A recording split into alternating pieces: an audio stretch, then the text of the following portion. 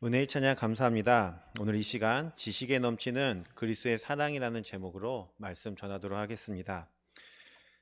한 달 전쯤에 저에게 한 5년, 6년 만에 카톡이 하나가 왔습니다. 제가 청년회장을 하고 있을 때 부회장이었던 친구한테 연락이 왔어요. 그런데 톡으로 오빠 잘 지내지? 라고 이렇게 연락이 온 거예요. 그때는 이제 저는 청년이었고 또 회장이 자매였기 때문에 연락이 왔습니다. 그래서 잘 지낸다 라고 했는데 내가 오늘 오빠 꿈을 꾸어서 연락을 했다 라고 이야기를 하는 거예요. 그래서 제가 그거 보통 꿈이 아니다. 당장 복권을 사라 라고 이야기를 했죠.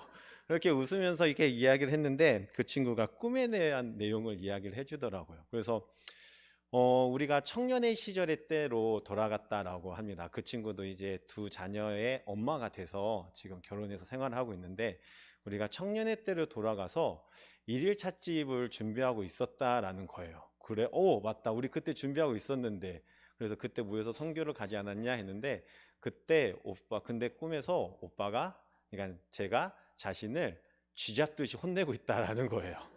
그래서 너무 억울해서 울고 있는 상태에서 꿈을 깼다라는 거예요. 그런데 자기가 울고 있었다라는 거죠. 그래서 울고 있는 그 모습에 그렇게 돼서 오빠가 생각이 나서 연락을 했다라고 이야기를 하는 거예요. 갑자기 대화가 어둡고 무거워졌습니다. 그래서 제가 지금까지 지었던 학청년 시절에 그 친구의 잘못했던 모든 것들을 미안하다. 내가 그때 널 너무 쥐잡듯이 혼내지 않았냐. 내가 정말 회개하고 있다. 잘못했다라고 말을 했어요. 근데 그 친구가 그렇게 또 대답을 안 하더라고요. 자기가 이제 둘째를 낳고 인간적인 그 삶의 어려움과 고난 가운데 있을 때 자신이 너무 어려움 속에서 인간의 그 고민을 하고 있을 때 하나님께서 또 이렇게 신학의 길을 가고 있는 오빠에게 정신 차려라 라는 그 혼남을 통해서 내가 하나님께 나아갈 다시금 하나님을 의지하면서 나아가는 내가 돼야겠다라고 생각을 하면서 좋게 마무리가 됐습니다. 하지만 제가 그걸 통해서 청년의 시절에 나는 어떤 사람이었을까라는 생각을 좀 하는 시간이었었던 것 같아요. 저는 강한 사람이었을까요? 약한 사람이었을까요? 저는 그 시절에 굉장히 강한, 그리고 나의 생각과 나의 주장을 굽히지 않고 그리고 강력하게 말하는 사람이었다라고 생각이 되어집니다. 그런데 우리가 교회 생활을 하다 보면 또 우리가 강한 사람과 또 연약한 사람이 우리 교회 안에 각자 이제 있다라고 생각이 되어져요. 근데 하나님은 왜 이렇게 교회 안에 줬을 때 왜 강한 사람을 있게 하고 또 약한 사람을 있게 했을까요? 그거에 대해서 오늘 본문 말씀을 통하여서 우리가 하나님이 왜 우리에게 이런 공동체를 허락하셨고 또 강한 사람과 약한 사람의 모습을 통해서 우리가 무엇을 얻기를 원하고 우리가 어떤 모습을 바라는지를 한번 돌아봤으면 좋겠습니다. 우리가 강한 사람을 특히 봤을 때 오늘은 이제 저에 대한 이야기, 저의 모습에 대한 이야기를 많이 하도록 하겠습니다. 저에 대한 모습을 청년 시대에 봤을 때 청년들은 많이들 이야기했을 때 저 형 교만해 라는 이야기를 많이 했었던 것 같아요. 교만이라는 게 무엇일까요? 교만이라는 게 하나의 주장을 펼쳤을 때 꺾이지 않고 그리고 남의 이야기를 듣지 않고 남의 이야기에 귀 기울이지 않고 자신의 주장만을 내세우는 사람을 볼 때 우리는 저 사람을 교만하다라고 이야기를 합니다. 그리고 오늘 본문을 통해서 우리가 교만한 사람의 강한 사람과 그리고 연약한 사람들의 모습을 두 가지의 시각을 통해서 한번 보면서 우리가 하나님의 뜻을 오늘 우리의 말씀을 통해서 하나님 우리에게 무엇을 말하는지를 알아보고자 합니다. 먼저 강한 사람의 모습을 보고자 합니다. 강한 사람의 모습에 나타나는 승리주의적인 태도가 오늘 본문에 나타나요. 오늘 본문에서 보면 고린도 교회에 교만의 문제가 있었던 것 같습니다. 그 문제는 고린도 교회 성도들이 일어난 어떠한 한 이슈였는데 그 이슈는 바로 고기를 먹어도 되냐 아니면 먹지 말아야 되냐라는 이슈입니다. 강한 자들의 모습은 자신의 지식을 가지고 있다, 자신은 올바른 지식을 가지고 있다라고 이야기를 하면서 이렇게 이야기를 하고 있습니다. 우리 다 같이 고린도전서 8장 4절 말씀 한번 읽어보도록 하겠습니다. 4절입니다. 그러므로 우상의 제물을 먹는 일에 대하여는 우리가 우상은 세상에 아무것도 아니며 또한 하나님은 한 분밖에 없는 줄을 아노라. 아멘. 강한 자들에게는 지식이 있었던 것 같습니다. 그것도 하나님을 알는 올바른 지식이 있었던 것 같아요. 그래서 내가 이 고기를 먹더라도 나는 우리의 하나님이 우리의 창조주이심을 고백하고 있다. 그리고 나는 우상의 제물을 통하여서 그 우상의 신을 섬기는 게 아니라 하나님을 예배하고 하나님을 믿고 있다라는 것을 계속적으로 그 지식에 대해서 강조를 하고 있습니다. 이들의 주장은 신명기 6장 4절에 나오는 우리가 너무나 잘 아는 쉐마 구절에 대해서 모티브가 된 거라고 생각이 되어집니다. 이스라엘 하나님이 유일한 우리 하나님이라는 그 모티브를 통하여서 강한 자들은 자신이 올바른 믿음을 가지고 그리고 내가 이 음식에 대해서 아무 문제가 없음을 계속적으로 이야기를 하고 있습니다. 그래서 실제로 강한 자들에 대한 모습을 봤을 때 오늘 본문에는 나오지 않지만 되게 상류층에 있었던 사람인 것 같아요. 그래서 그 상류층에 있었던 그 엘리트라는 그 사람들이 나는 강한 지식과 많은 지식을 가지고 있어서 내가 아무런 문제가 없다. 내가 지금 이곳에 잘못된 길을 가고 있는 게 아니라 내가 다 의미가 있다라고 말하면서 뒷받침하는 주장이 있습니다. 그 중에 두 가지로 나눌 수 있는데 첫 번째는 시장에 파는 최상급 육류층은 그게 어디서 나오는지 알 수가 없다라는 거예요. 그러면 우리가 우상제물에 섬겼던 그 고기를 먹지 않기 위해서는 고기를 먹지 말라는 것이냐? 라는 그 반문을 통해서 우리는 고기도 먹어야 되는데 그걸 먹지 않고 그럼 어떻게 살라는 것이냐라는 반론을 하고 있으며 또 하나는 내가 전도하고 싶은 친구는 이방신들을 믿고 있는 사람들이다. 그리고 그 사람들이 우리를 초대했을 때 우리가 그곳에 가서 섬기는 음식을 먹는 거 뭐가 잘못됐냐? 그 사람들도 전도해야 될 대상이기 때문에 우리는 그곳에 가서 한두 점 먹는 거 아무 문제가 없다. 왜 이걸 가지고 우리에게 뭐라고 하냐라고 해서 우리가 알고 있는 지식들, 강한 사람들이 갖고 있는 그 지식들을 통해서 계속적으로 반론을 하고 있었던 것 같습니다. 강한 자들의 이러한 주장은 어찌 보면은 타당한 것 같아요. 오히려 당연한 것 같아요. 그 강한 사람들이 고기 한두 점 먹는 문제로 이야기하는 게 아니라 자신의 믿음의 싸움, 정말 자기의 인생을 걸어서 복음을 전하겠다는 그 사명을 통해서 나타나는 모습이라고 생각이 되어집니다. 그런데 그 모습을 통해서 우리가 결국에는 자신이 그런 합리화를 통해서 내가 이렇게 나와도 아무 문제 없어라는 합리화를 통해서 잘못된 길을 계속 가고 있는 것이죠. 결국에는 사도행전 10장에 보면은 어디까지 가게 되냐면 우상신전을 섬기는 제사까지 그곳에 참석하게 되는 모습을 보여지게 됩니다. 자신이 옳다고 생각하는 그 길에 남의 이야기를 듣지 않고 타협하지 않고 자신이 맞다라고 하면서 그 길을 가게 되면서 그 길이 잘못된 길이다 생각하지 않는 강한 자의 모습이 여기에 나타나게 됩니다. 그래서 사도 바울이 이게 잘못됐다 교훈하며 책망하기 전까지는 자신들이 그 길이 잘못되는 길이 잘못 가고 있는 길이구나라고 생각하지 못했던 것 같아요. 그래서 자신들이 그 강한 모습을 통해서 자신들의 잘못된 모습을 통해 연약한 사람들이 시험을 받을 거, 그리고 믿음이 연약하고 믿음의 대상이 되는 사람들이 그 사람들의 모습과 행동을 통해서 오히려 믿지 않을 거라는 것을 생각하지 못했던 것 같습니다. 그래서 오늘 본문에 통하면 약한 자들에 대한 이야기가 나오는 것 같습니다. 먼저 강한 자에 대한 모습을 먼저 한 번 더 정리를 하자면 강한 자들은 이렇게 행동을 하는 것 같습니다. 나는 하나님에 대해서 잘 알고 있다. 하나님을 올바르게 믿고 있기 때문에 내가 지금 하고 있는 이 행동의 모습은 결코 잘못된 일이 아니다라는 것에 대한 이야기를 주장을 하고 있는 것 같습니다. 그러면 약한 자들에 대한 혼란을 이야기해보고 싶습니다. 약한 자들의 여기서 나오는 연약한 자들은 우리가 말했을 때 믿음적으로 연약한 자들입니다. 이방신을 믿다가 섬기다가 이제 개종을 해서 그리스도인으로서 예수님을 믿고 다시 올바른 삶을 살겠다 구원받은 연약한 자들을 약한 자다라고 말하고 있습니다. 이 약한 자들이 그 강한 자들이 가지고 있는 지식은 갖고 있지 않았던 것 같아요. 그런데 한 가지 가지고 있었던 것은 그 우상에 섬겼던 음식에는 귀신이 들려 있다라는 생각을 가지고 있었던 것 같습니다. 그래서 그거를 연약한 사람들이 먹게 되면은 귀신이 쓰이게 되고 공격을 받게 돼라는 것을 약한 자들이 가지고 있었던 통념적인 생각이라고 생각이 되어집니다. 그래서 실제로 그 사람이 그 음식을 먹게 되면 몸이 상하게 되고 마음이 혼란스럽게 된다라는 것을 가지고 있는데 그 약한 자들의 시선을 봤을 때 강한 자들의 행동과 모습은 오히려 기독교인으로서 정체성을 잃어버린 모습에 잃어버린 행동의 모습이라고 생각이 되어지는 것 같습니다. 그리스도인이 된 지 얼마 되지 않은 신자 같은 경우에 그 강한 자들이 하는 모습을 통하여서 오히려 내가 다시금 그 예전에 믿었던 이방신들에게 돌아가야 되는가 라는 그 혼란이 있을 것이고, 또한 내가 이제 그리스도를 믿기 시작해서 싹을 틔워서 믿음을 성장해 나아가야 되는데 강한 자의 모습을 통해서, 강한 자의 사람들을 통해서 오히려 시험에 들고 오히려 내가 이 길을 가는데 어려움을 겪고 있었다라는 것입니다. 수많은 핍박과 환란이 있는 가운데, 그리고 옛삶으로서 돌아가야 하는 그 유혹들, 수많은 유혹들 속에서 그 믿음을 지키며 나아가고 있는 그 성도들의 모습 속에서 강한 자들이 하는 그 모습은 오히려 다시금 옛삶으로 돌아가야 된다는 하나님의 응답처럼 느끼는 모습이지 않나 생각이 되어집니다.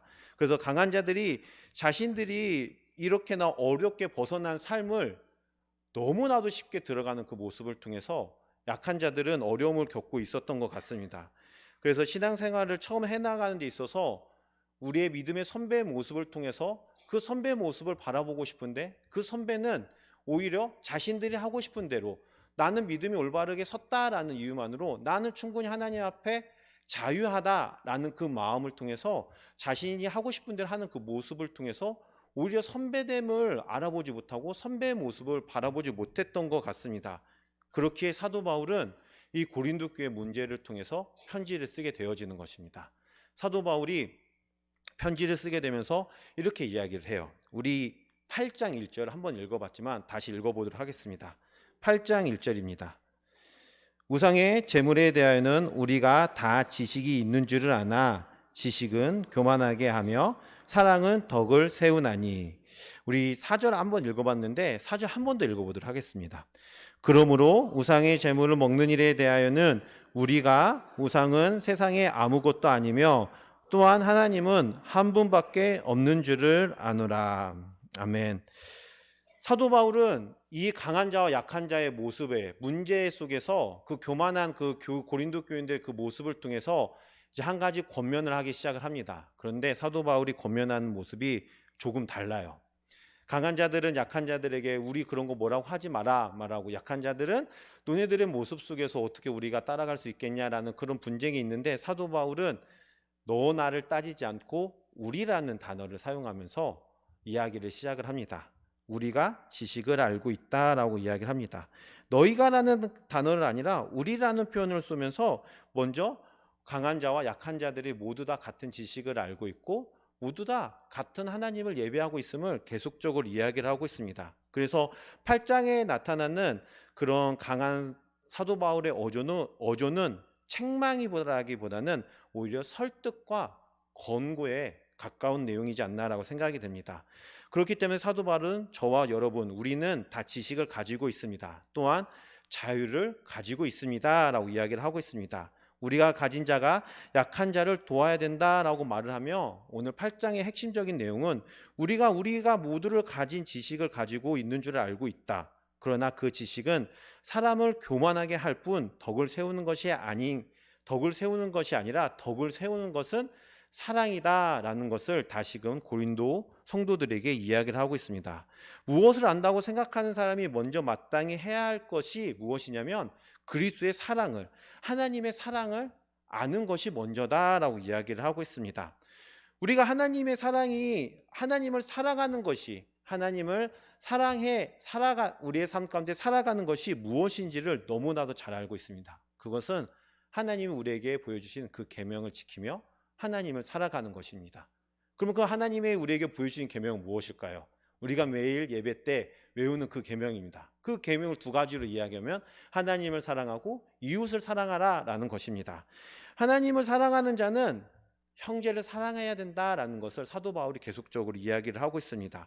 그렇기 때문에 하나님을 사랑한다고 하는 것은 우상 숭배에 대한 어떠한 관심도 그리고 생각도 그리고 그 우상 숭배에 대한 것을 궁금해하지도 않는다라는 거예요. 그래서 하나님을 사랑하는 사람은 형제를 사랑하는 사람이고 우상 숭배를 하지 않는 사람이다라는 것을 이야기하고 있습니다.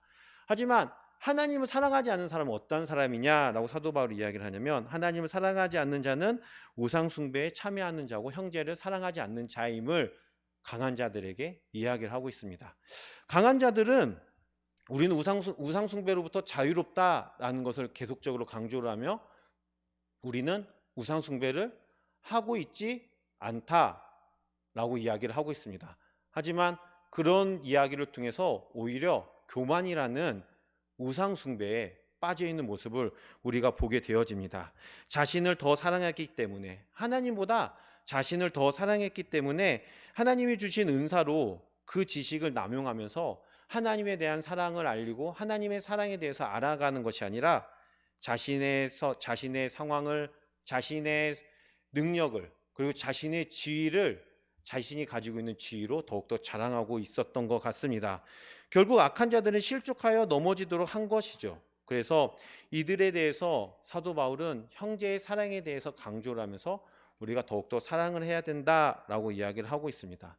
강한 자들은 옳고 그름의 잣대만 남아있지 하나님에 대한 사랑이 결코 남아있지 않다라는 것을 고린도전서 8장을 통해서 사도 바울은 계속적으로 이야기를 하고 있습니다. 그래서 사도 바울은 우리의 지식이 약한 자를 멸망하느니 그는 그리스도께서 죽으신 형제라 이같이 너희는 형제에게 죄를 지어 그 약한 양심을 상하게 하는 것이 곧 그리스도의 죄를 짓는 것이다 라고 말을 하면서 사랑이 없는 지식은 예수님께서 핏값으로 사신 형제를 망하게 한다라고 이야기를 하고 있습니다. 근데 우리가 이렇게 이 정도까지 이야기가 되면은 한 가지 궁금증이 생겨나게 됩니다. 지식의 필요가 없구나. 근데 하나님은 우리에게 지식을 달란트로, 은사로 주셨습니다. 여기에서 사도 바울은 지식이 필요가 없고 지식보다 사랑이 필요하다라고 말하는 게 아닙니다. 지식을 통해서 우리가 무엇을 알아가기 위해서 노력을 해야 된다라는 것을 이야기를 하고 있습니다. 그렇다면 우리가 이 지식을 통해서 무엇을 알아가야 될까요? 이 지식을 통해서 어떠한 것을 알아가며 나아가야 되는지를 우리 한 번 더 생각을 하며 우리 설교를 마치고자 합니다. 마태복음 25장에 보면 안 찾으셔도 됩니다. 달란트 비유에 대해서 이야기가 나옵니다. 주인이 각자 필요에 따라서 종에게 달란트를 줍니다. 5달란트, 2달란트, 1달란트를 주죠. 우리가 너무나도 잘 아는 거예요. 그래서 5달란트 받았던 종은 열심히 일해서 5달란트를 남기고 2달란트를 받았던 종은 열심히 일해서 2달란트를 남깁니다. 그리고 1달란트 받은 종은 그걸 숨겨서 땅에 묻어놓죠. 한 가지 생각을 해야 될 것은 우리가 이 달란트에 대한 비유가 어렸을 때 성경의 공과책에 보면 아쉬웠던 것은 이 달란트를 비유할 때 동전 하나의 크기를 이야기를 해요. 하지만 이 달란트는 우리나라 돈으로 보면은 일반 직장인들의 1달란트 개념은 20년치 연봉이라 생각을 하면 됩니다. 약 6천 데나리온이라는 금액인데 목사님이 몇 주 전에 한번 데나리온에 대해서 금액에 대한 화폐를 설명해 주셨는데 그래서 약 1달란트는 약 6억 정도 되는 엄청난 금액인 거예요. 그래서 1달란트 받았던 자가 땅에 묻었던 건도 엄청난 배짱인 거죠. 그거를 숨겨 누가 훔쳐가지 생각이 안 할다라고 생각을 합니다. 그런데 우선은 이제 달란트를 받았다라고 이야기를 하는데 근데 여기서 우리가 한 가지 생각을 해봤으면 좋겠습니다. 하나님이 우리에게 고린도전서에서 지식을 통해서 우리에게 은사를 주셨습니다. 달란트를 주셨습니다. 그리고 25장을 통해서 우리가 알 수 있는 것은 달란트는 모든 사람에게 받았다라는 것을 알 수가 있습니다. 주인은 누구일까요? 하나님, 예수님을 말하고 있습니다. 그러면 그 달란트를 받은 종은 누구입니까? 그리스도인을 말하고 있습니다. 그러면 그 달란트는 무엇일까요? 달란트는 보통 했을 때는 우리가 은사라고 생각을 하는데 그 은사라는 범위는 너무 좁은 것 같아요. 은사라기보다는 하나님이 우리에게 주신 모든 것이 우리에게 주신 달란트라고 생각이 되어집니다. 나의 지식, 나의 성품, 나의 외모, 나의 성격, 나의 인맥, 내가 잘하는 모든 것들 이 하나님이 우리에게 주신 달란트라고 생각이 되어집니다. 그리고 그 달란트를 받은 사람이 한 명도 없습니다. 그리고 하나님이 그 주인이 각 종에게 달란트대로 나눠주면서 너희들이 하고 싶은 대로 일을 합니다. 그러고 나서 5달란트 받은 종과 2달란트 받은 종 열심히 일해서 5달란트와 2달란트를 남기게 되어지죠. 근데 우리가 여기서 알 수 있는 것은 하나님이 5달란트 남긴 종과 2달란트 남긴 종에게 똑같이 칭찬을 하십니다. 잘하였다, 충성된 종아라고 칭찬을 하고 계세요. 우리가 이것을 통해서 알 수 있는 것은 하나님이 공평하신 하나님이구나라는 것입니다. 달란트를 2배를 남겼기 때문에 똑같이 칭찬하는 게 아니라 5달란트를 받은 사람, 2달란트를 받은 사람, 1달란트를 받은 사람, 심지어 1데나리온이라고 말하는 달란트를 데나리온을 받았다라고 생각하는 모든 사람을 하나님이 함께 하시길 원하고 충성된 종이다 라고 이야기를 하고 있다는 것입니다. 나의 달란트의 크기를 놓고 하나님이 차별을 두는 게 아니라 하나님은 공평하게 우리를 바라보고 계신다라는 거예요. 그러고 나서 오늘 본문에서 오늘 달란트에서 달란트 비유를 통해서 주인의 뜻을 통해서 칭찬을 받게 됩니다. 하지만 유일하게 칭찬받지 않는 종이 나와요. 그게 1달란트 받은 종입니다. 1달란트 받은 종은 주인에 대해서 잘 알지 못했습니다. 그렇게 주인에 대해서 알지 못했기에 주인은 강팍한 사람이다 라고 생각을 해서 땅에 묻어놓고 그리고 갖다 놓습니다. 오늘 이 달란트 비유에 통해서 제가 하고 싶은 말은 하나님이 우리에게 주신 은사, 하나님이 우리에게 주신 이 달란트를 통해서 가장 먼저 해야 될 것은 하나님을 알기에 힘써야 된다는 것입니다.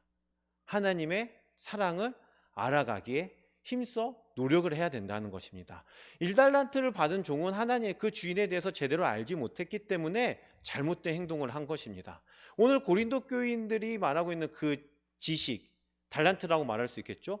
그 지식이 하나님을 알기에 힘쓰지 않고 자신을 세우고 자신을 자랑하기에 힘썼기 때문에 사도 바울이 그게 잘못되었고 이것은 사람을, 약한 자들을 더욱더 무너뜨리는 행동이다라는 것을 이야기를 하고 있습니다. 그래서 사도 바울이 이 달란트 비유를 통하여서 사도 바울 또한 그리고 또 예수님이 이 달란트 비유를 통하여서 하고 싶었던 것은 우리가 받은 이 지식으로, 우리가 받은 이 달란트로 가장 먼저 해야 될 것은 하나님의 사랑을 알아가고 하나님의 사랑에 대해서, 하나님의 지식에 대해서 더욱 알기 힘써야 된다는 것입니다. 달란트를 남긴 종들이 칭찬받았던 이유는 2배의 수익과 2배의 이익을 남겼기 때문에 받은 게 아닙니다. 충성되이 일했기 때문에 하나님이 잘했다, 주인이 칭찬했다, 잘했다, 충성된 종아 칭찬하는 것입니다. 우리가 그 2배를 남겼기 때문에 칭찬받는 게 아니라는 것이죠. 그렇기 때문에 우리가 무엇보다도 오늘 이 말씀을 통하여서, 이 고린도전서 8장을 통해서 가장 기억해야 될 것은 우리에게 주신 이 지식, 우리에게 주신 이 지식을 통해서 나의 모습을 뽐내거나 나의 잘남을 자랑하는 것이 아니라 이 지식을 통해서 하나님의 사랑을 알기에, 하나님을 더욱더 알기에 노력을 하며 그 사랑을 통해서 우리가 나아가야 된다는 것입니다. 그리고 그 십자가의 사랑을 알게 되었을 때 어떤 모습이 나타나냐 하면은 바로 그분이 우리를 더욱더 겸손과 사랑으로 이끌어 준다는 것입니다. 그리고 그분이 직접 십자가를 볼 때마다 우리가 그리스도의 사랑이 우리의 지식 가운데 차고 넘치게 되고 그 그리스도의 십자가의 사랑을 통하여서 약한 자를 더욱더 사랑하고 그리고 강한 자를 더욱더 사랑하며 나아갈 수 있는 귀한 우리가 될 수 있다는 것이에요. 그래서 오늘 고린도전서 8장의 말씀을 마무리하면서 우리가 무엇보다도 하나님 우리에게 주신 이 지식을 통하여서 더욱더 하나님을 알아가기에 힘쓰는 귀한 우리가 되며 그 사랑을 통하여서 나의 모습과 나의 잘남을 자랑하는 것이 아니라 내 주위에 약하고 힘들어하는 사람을 더욱더 사랑하며 나아가는 귀한 우리가 되길 소망합니다. 이 시간 기도하도록 하겠습니다.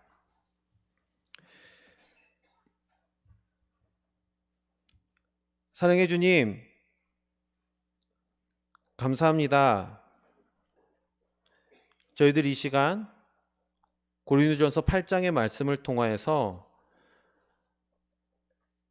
우리가 주신 지식을 통하여 우리가 무엇을 바라보고 무엇을 깨달아야 되는지를 이 시간 배우며 나아갔습니다. 정말 우리가 가진 지식을 통하여 나의 강함과 나의 지기와 나의 능력을 자랑하며 나아가는 것이 아니라 우리가 주님께서 우리에게 주신 이 지식을 통하여서, 이 지혜를 통하여서 하나님을 알기에 힘쓰며 노력하며 하나님의 사랑을 알기에 힘써 노력하는 귀한 우리가 되게 도와주시옵소서. 그리고 그 힘써 노력함을 통하여서 더욱더 우리가 무엇보다도 충성되이 주님께 일하며 나아가는 귀한 종으로서 나아가게 도와주시옵소서. 달란트의 비유를 통하여서 정말 그 달란트를 받은 종들이 2배를 남겼기에 칭찬받는 것이 아니라 충성되이 일했기 때문에 칭찬받은 것을 우리가 기억하게 도와주시고, 내가 받은 이 지혜와 이 달란트를 남의 받은 달란트를 비교하며 나아가기 이전에 하나님 앞에 더욱더 충성되이 나아가는 귀한 우리가 되게 도와주시고, 무엇보다도 주님에 대한 사랑을 더욱더 차고 넘치며 나아가는, 더욱더 알고 실천하며 나아가는 귀한 우리가 되게 도와주시옵소서. 그래서 우리의 지식을 통하여 그리스도의 사랑이 차고 넘치게 하여 주시고, 우리가 그 지식을 통해서 차고 넘친 그 사랑을 흘러보내며 나아가는 귀한 우리 종암제일교회 성도님들이 되게 도와주시옵소서. 오늘 이 시간 위에도 주님께서 함께 하시며 있사오며 사랑이 많으신 예수님 이름으로 기도드렸습니다. 아멘. 이 시간 찬송가 303장 찬송하도록 하겠습니다.